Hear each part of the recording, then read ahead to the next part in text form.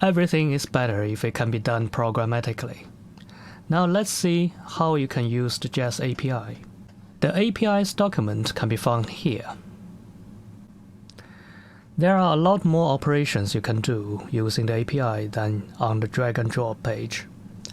Clicking on one, it will show you more details of the operation, with examples. It looks a little complex, but once you know the process, everything will be clearer. Now let's walk through an example. We will use the Python example on GitHub. There are 3 example notebooks. To run them, you need Python 3, Jupyter Notebook, and a library called requests. First, we need to download examples. You can either clone the project or simply download it as a zip file.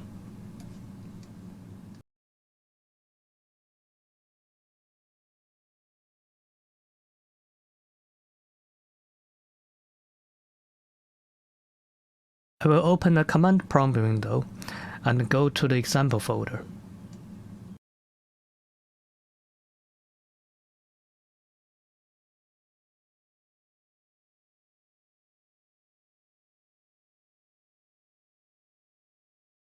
And then use the command Jupyter Lab.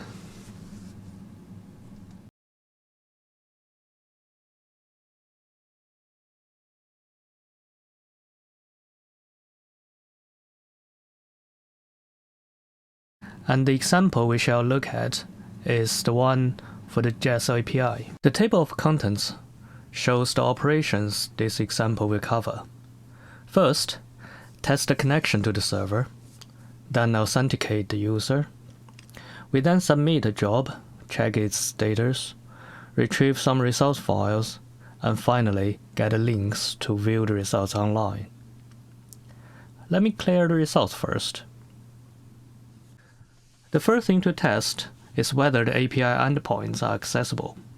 In this cell, we first import requests and set the URL endpoints. Running the getInfo request will give you an output like this if it is successful. Next, we need to log on. Make sure you change this to your own email address. Let's run it. Put in the password. If successful, a session key will be returned as a cookie. We need to save it as we need to send it along in all other operations. Now we are logged on. Let's try submit a job. The upload and run operation requires you to prepare a data package. Its contents look like this. It contains a couple of files and a few optional fields. This will run the IDF model using standard mode. Now let's run it. A successful response looks like this. We have stored job ID in a variable, so we can reference it later. To upload more files, especially with subfolders, it may be necessary to zip the files first. This part shows you how. The rest are fairly similar to the previous one. Now we run it, and we have submitted another job. The next one is to list all the jobs we have submitted today. The returned data contain quite a lot of details of the jobs. This request checks the status of the first job we have submitted. Note that we have put in the job ID here. So it seems it has finished. Now we can see what output files are available.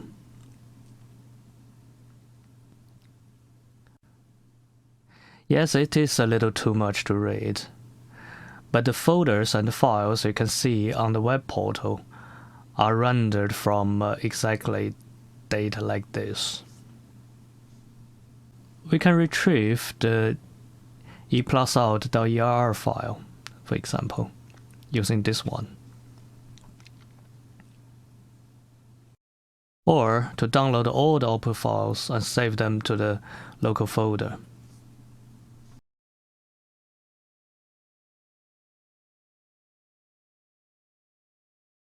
Finally, this is how you access various online viewers of the result files.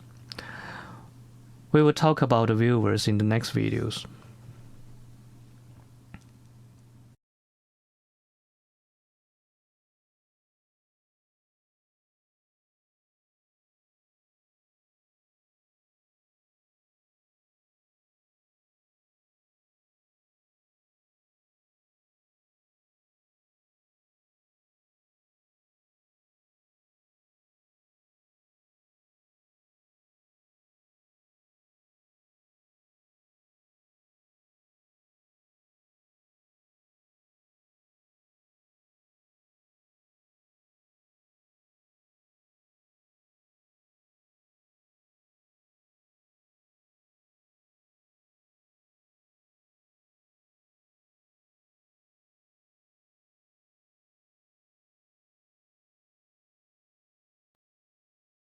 Okay, so this is the example in Python showing all the basic operations. If you're not a Python user, there is an even simpler way. We will use a tool called cURL or cURL. Well, it is the command line tool for interacting with URLs. We will again do 4 operations: log on, submit a job, check its status, and then retrieve a result file. Let's go back to the API document. The first operation is log on. Here is the command with code. Now copy and paste, and remember to change the credentials.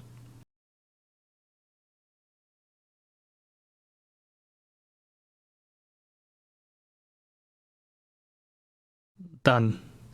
The first argument, -c cookies, saves the security cookies in the file in the current folder. The following operations will just need to load it from the file. Now submit an Energy Plus job using the upload and run method.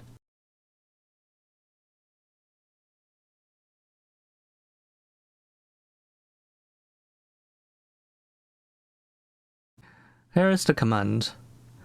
Copy and paste. We know that some of the arguments are optional. We could take them out. Right, submit. We shall take a note of the job ID. Now how to check the status of this job?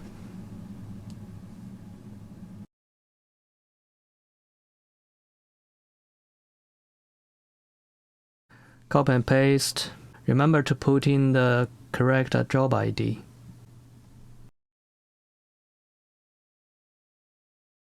The job has finished. Now let's get an error report. For that, we need to retrieve a file. Copy and paste. Change the job ID. And e+out.err. And here you are. You can try other operations, including retrieving a variable from the ESO file. In the next video, I'll show what you can do with the simulation results.